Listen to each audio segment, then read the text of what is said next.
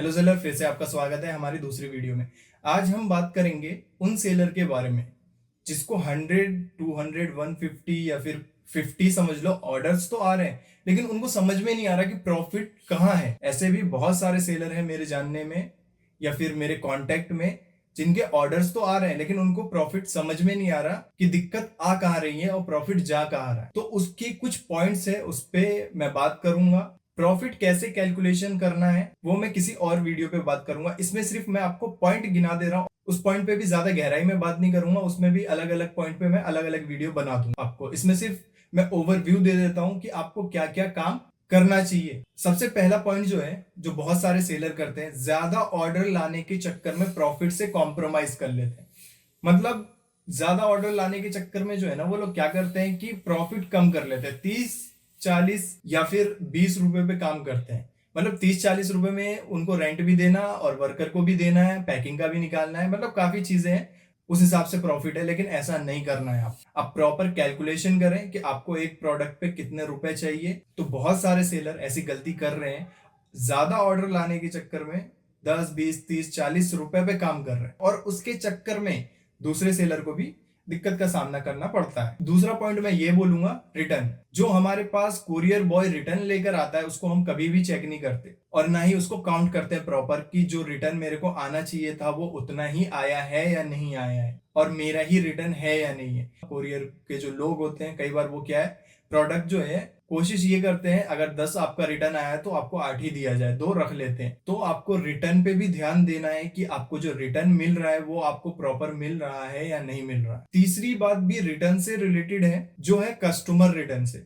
इसकी पूरी वीडियो बन सकती है कि कैसे रोकना है कस्टमर रिटर्न को, लेकिन मैं ओवरव्यू बता दे रहा हूं आपको कि जो कस्टमर रिटर्न आता है ना, तो आपको फौरन ही चेक करना चाहिए कि किस प्रोडक्ट का ज्यादा रिटर्न आ रहा है और उसके रीजन को रेक्टिफाई करके ठीक करना चाहिए। कई बार क्या होता है कि कलर और डिजाइन मिसमैच की वजह से बहुत सारे रिटर्न आ रहे होते हैं, हम उसको इग्नोर कर देते हैं। लेकिन हमें यह मालूम होना चाहिए कि जहां हम 30, 40 रुपए एक प्रोडक्ट पे कमा रहे हैं, वहां रिटर्न आते ही 200 रुपए माइनस हो जाएगा हमारा। समझ रहे हैं? तो जैसे ही कस्टमर रिटर्न एक प्रोडक्ट का ज्यादा आना शुरू हो जाए, आप रीजन रेक्टिफाई करके, रीजन मालूम करके उसको ठीक कर लें। तो क्या है, इसमें भी लॉस जो होता है वो बच जाएगा आपका। चौथा यानी फोर्थ पॉइंट में ये बताऊंगा, कई बार क्या होता है कि हमें टेक्निकल एरर की वजह से भी हमें लॉस होता है। तो हर हर टाइम आपको चेक करना पड़ेगा कि जो आपने ऑफर में लगाया है वो प्रॉपर ऑफर चल रहा है या नहीं चल रहा, या फिर आपने जो लगाया है वही है या नहीं है। कई बार होता क्या है कि ये प्लेटफॉर्म वाले जिसपे हम सेल करते हैं वो लोग अपने हिसाब से लगा देते हैं, या उनकी तरफ से भी कोई टेक्निकल एरर होता है ना,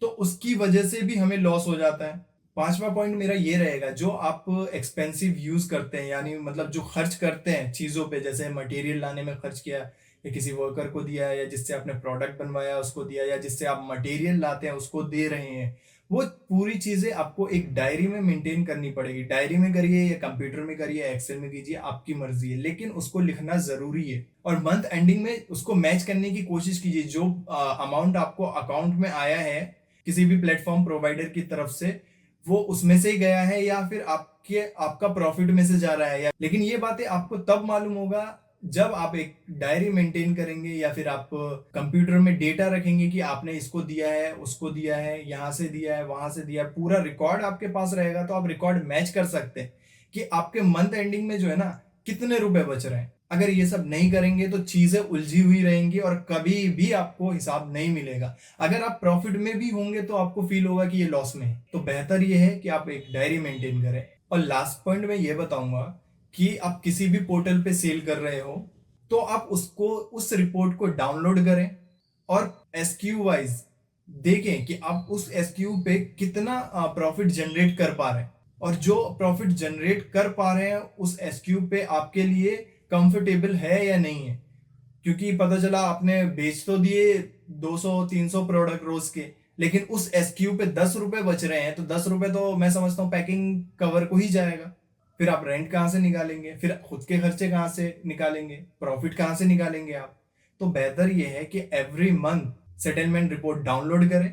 थोड़ा टाइम दे, उसको टाइम लगेगा, लेकिन डाउनलोड करके एक एक एसक्यू को देखिए कि कौन सा एसक्यू आपको प्रॉफिट जनरेट कर रहा है, कौन सा नहीं कर रहा, कौन सा बहुत कम कर रहा है और कौन सा लॉस में है। आप बहुत इजीली कर सकते हैं। अगर जो आपको लॉस में रहेगा आप उसका प्राइस बढ़ा दीजिए, जो अच्छा जा रहा है उसको वैसे ही छोड़ दीजिए। अगर ये सब चीज फॉलो करेंगे तो आपको एक एक ऑर्डर आईडी की बात कर रहा हूं मैं, एक एक ऑर्डर आईडी जो आप भेजते हैं उसका हिसाब मिल जाएगा आपको कि इस ऑर्डर आईडी का पैसा आया या नहीं आया। और एक चीज यही बोलूंगा, ज्यादा बिजनेस के चक्कर में कम में सेल ना करें, उसकी वजह से मार्केट भी खराब होगी और आपको तो प्रॉब्लम होगी ही होगी। आई होप दोस्तों ये वीडियो आपको समझ में आई होगी। मिलते हैं नेक्स्ट वीडियो में।